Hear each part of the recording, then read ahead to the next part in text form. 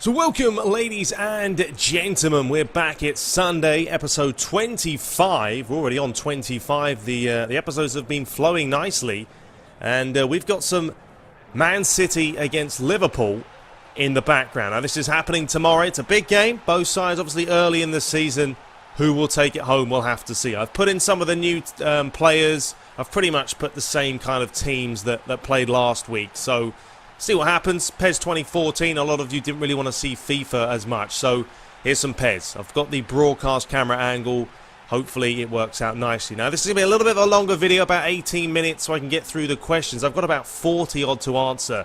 Got a little bit of a backtrack and backlog so far, but keep submitting them. I do enjoy sitting down answering them, and I will continue to do so. Now, if you want to submit a video for Sundays, which I spoke about last week, let me know in the comments. I'll get in contact with you, and then I'll tell you how to send them to me. So if you're interested, just leave a comment and I'll send you a message. But anyway, let's get into the questions for today. So the first one's from Will. He says, howdy TTB. I don't know if you see NBA 2K14 My Player. Yes, I have played it. What do you think about FIFA or PES adding some kind of storyline cutscene like the NBA games in their career mode or Master League? And which one you think is more likely to add something like that? Greetings from West Palm Beach, Florida. Greetings from another Floridian. So yeah, I've played My Player, thoroughly enjoyed it. I normally trade it in though after a couple of months. I kind of get bored with it, and it's such a long season, the NBA. I mean, they play like 80-something games, which is ridiculous. You think the Premier League and football, they play a lot of matches, 38 plus, you know, Champions League and all that, but the NBA is a ridiculous amount. But yeah, I don't think it's going to work on FIFA or PES. Reason being is it's a much bigger game than the NBA. The NBA only has a select number of teams. There's not that many to play. I mean, how many do they have? 20, 30 at most? Probably 30 odd, I think. Whereas FIFA and PES, I mean, PES has the least, but they still have, you know, a couple of hundred.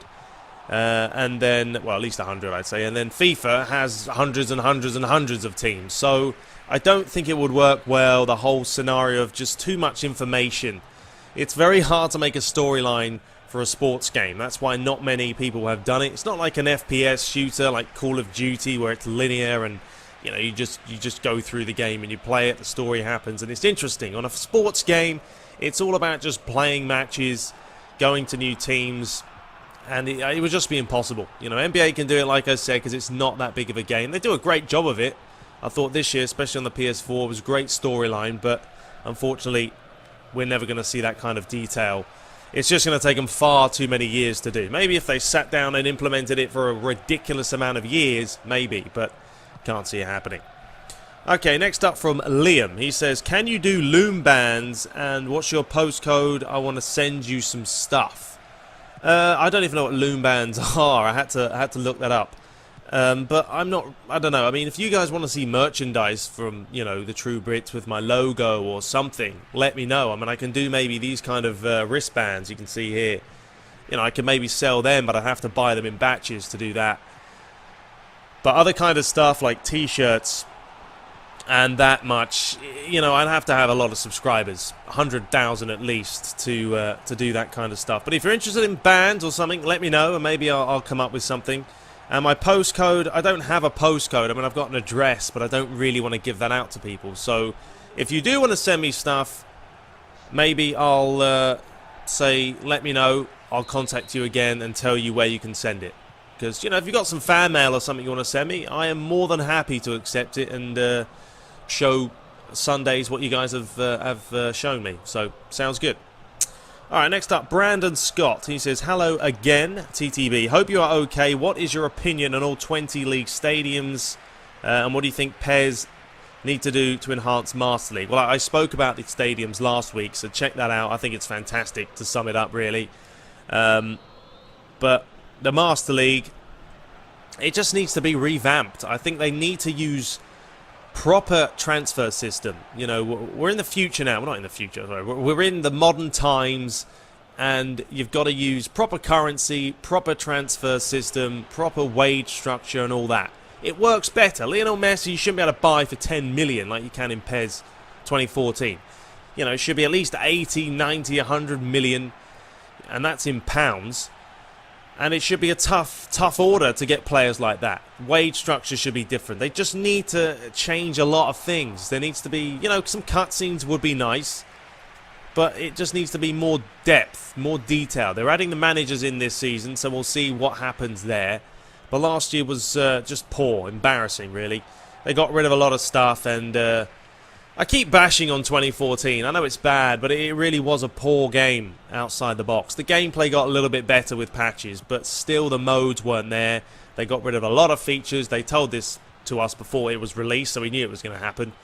But I think this year, it just need to revamp it. New wage structure, transfers, maybe training games, more depth with the youth squad, and see what happens. Okay, next up from O Capri. Says, hi TTB, do you think that PES 2015 will have better commentary? Love your vids, greetings from England. Greetings from Florida. No, I'm going to sum that up that simple. No, it's going to be the same commentary as last year. They haven't said anything about new commentary coming in. I think FIFA have said that the commentary is going to be different, more up to date. But it's not going to happen unless they get new commentators in. I just don't think John Champion, Jim Beglin are going to do the job. And especially this year, because they're focusing more on the gameplay. I honestly not really worried about the commentary, because I don't listen to it. I don't think I've turned the commentary on PES since PES 12. It's just not worth it.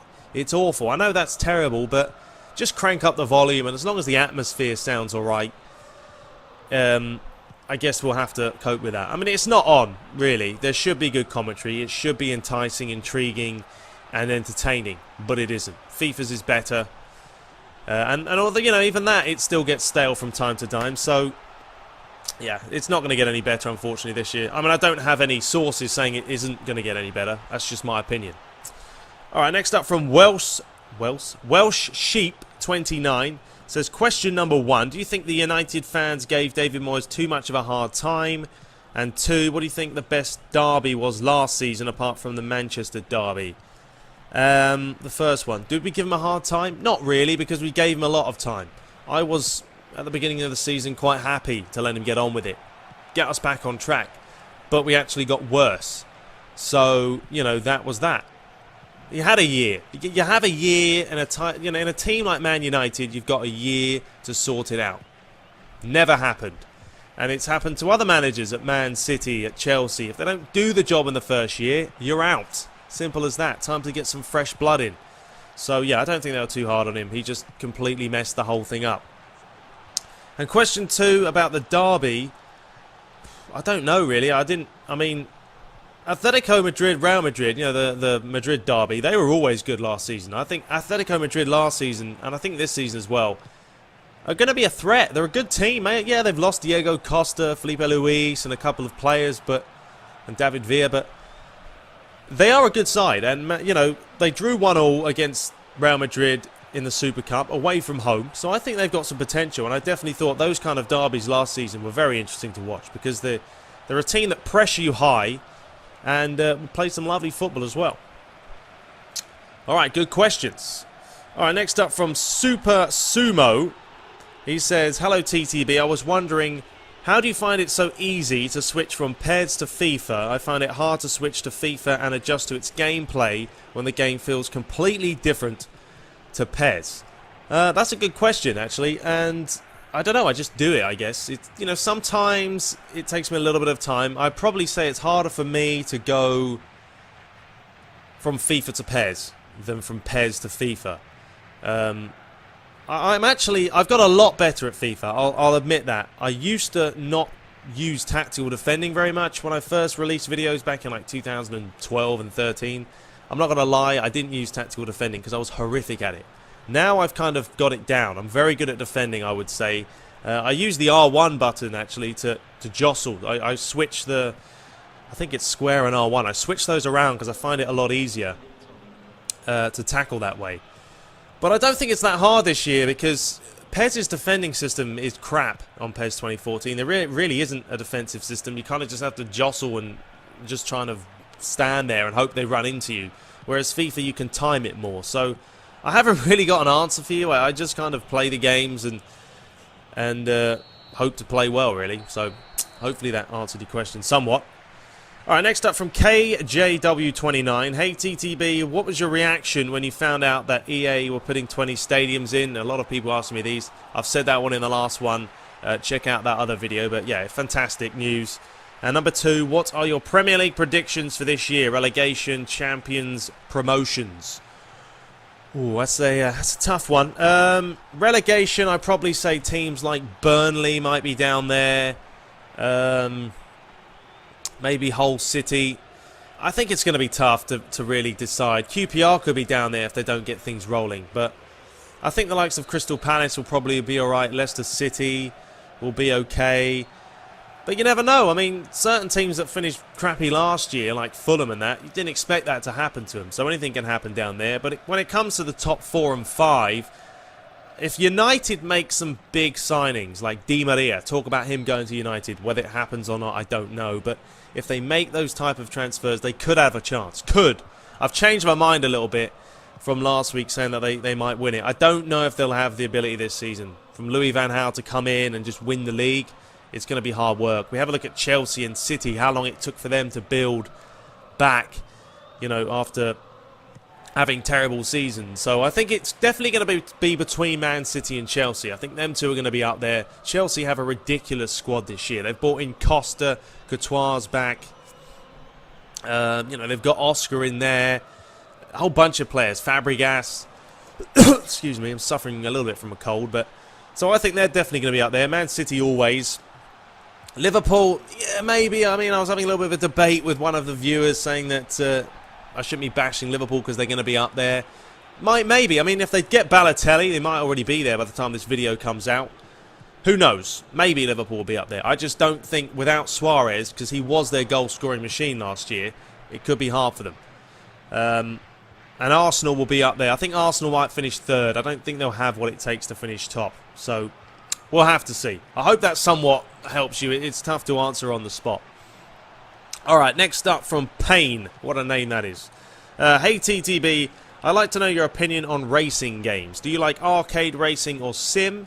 And I also want to know your opinion on these certain YouTubers. Now, he's listed some here, and I've no idea who any of them are. So, like SSOHPKC, X-Chase Money, Matthew Santoro, Rob Dyke, and Angry Joe Show. Angry Joe Show is the only one I've heard of, and I think he's pretty cool the way he does his stuff. But and then he says greetings from Macedonia. So I'm not really going to answer your second question. Like I said, I don't watch a whole lot of other YouTubers, so I can't say too much. But racing games, oh man, I like arcade probably more than sim. Sim's okay. I don't mind it from time to time.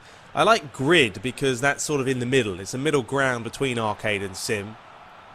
I have a Logitech G27, and I'm pretty pissed off that the PS4 won't support it this time around. What a joke that is. I mean, I got it a while ago, but it costs like $250, and it looks like I'm going to have to sell it and get a cheaper one, because I want to play the likes of Project Cars this year, The Crew, what else we got? Drive Club, give that a bash, but I'm kind of in the middle ground between those games. I do like them, but Project Cars looks pretty sweet because the graphics look phenomenal and the physics they've been tweaking for years now, so we'll see what happens. And The Crew looks great, mainly because it reminds me of the Midnight Club.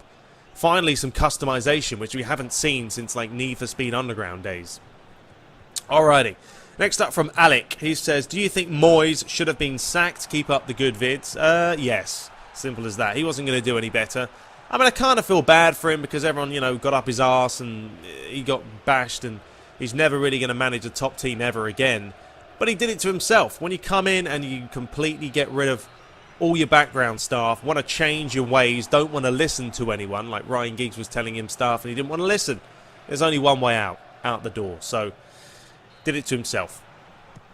Okay, next up from Jason39. Hey TTB, do you think Everton will go to the Champions League? What can we expect from Newcastle this season? Great videos, by the way. Thank you.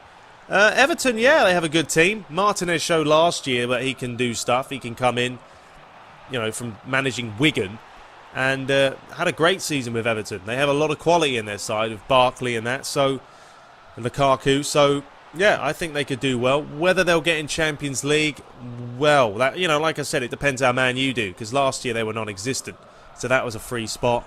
But this year, you know, you've got Man City, Chelsea, Arsenal, Liverpool, Man U if they're playing well. I mean, that's 5 teams. So if they can do well against the top 5, I'd say top 4, then yes, they'll have a chance of Champions League. And Newcastle, we'll have to see again. They could finish, you know, 6th, or they could finish down in, you know, 12th, 13th range. So I think they're definitely a mid-table side, though, at the moment. Maybe need a couple more big signings. Okay, next up from Aman Layas says, "What's up, TTB? Hope you're having a great Sunday." Well, I am, although today's Thursday night. No, but it is Sunday technically. Yeah, I'm having a good Sunday. Probably still asleep when you guys watch this. But option files are easy to install on my PS3. Will it be possible to download option files for PS4 for PES 2015? Now, this is one of those questions. I don't know, and this is what annoys me though on PES. The goalkeeping there, absolutely shocking and awful. But I don't think they're going to. I don't honestly think that option files are going to work this year. Oh, God, I got a sore throat. Sorry guys, throat's killing me. But I don't think they're going to work this year, and that is going to be a huge bummer if it's the case. Well, we're going to have to play with North London, and that can put people off. So, I mean, the only good thing is they've said the PC version gameplay-wise is going to be the same as the PS4, Xbox One. The only difference is going to be the lighting and the graphics, you know, are not going to be as good. And the shirt pulling and all that isn't really going to be in there. But the gameplay is going to be the same, so that's good. I guess we can play on the PC and mode that. But I don't think the option files are looking good, unfortunately. But we'll have to see. Fingers crossed they do something. But it should be easy for them. I mean, the PS3 could do it day one when it was released. The PS4's been out over a year. Not over a year. A year. And still nothing. So, awful. Alright, running out of time. Got about a minute and a bit left. Hi, TTB. This is from Joe's Tutorials. He says, do you think long shots will be possible in PES 2015? Yes, we've seen some long shot goals already in the Gamescom build, so good to see them back, because the goalie's just doing my head in Master League. I can't stand them. It's pointless me shooting from outside the box, but I do it because it's realistic. But they never go in, so it's a waste of time. What was your overall opinion on PES 2014? I think you guys probably know by now. If I had to rate it, I'd probably give it about a 6 out of 10. And that's being genuine. I mean, genuine. That's being jealous. Jealous. That's being generous. That's the word I was looking for. Because it was not what it should have been. And lastly, what do you make of Everton's signing of Lukaku for 28 million? Besic and Barkley, Stones, Coleman, Martinez, all on new contracts. Love your videos. Keep them coming. Yeah, good signings. You know, good to see them getting renewed. I think Lukaku for 28 million was a little bit steep. He's not really, you know, done that much. Probably could have got him for half that amount, but Chelsea doing the business. So, there we have it. Anyway, that's it. Please submit some more, guys. See you next time. Enjoy your Sunday. And until next time, take care.